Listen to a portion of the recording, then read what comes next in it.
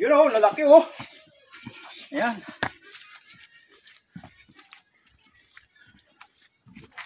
So guys, oh. Ayan. Yan guys.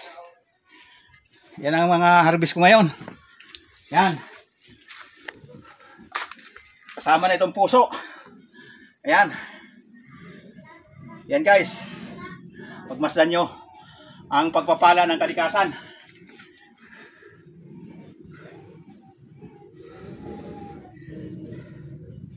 Yan. Yung mga binuhat ko na yan. Pag hindi ka praktisado guys, 65 years old ka na, kaya mo kaya yan? Ako, kapraktisado kasi ako eh. Nagbabarbell, dumbbell.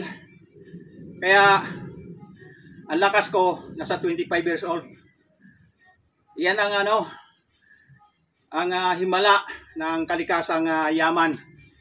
Ang lifestyle na pagkain ng mga vegetable and medicinal herbs na nagbibigay ng lakas. Yan guys. Okay guys, testimony ni Jacob Maduro Sr.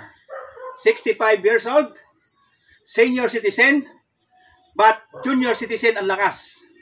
Bye bye, God bless.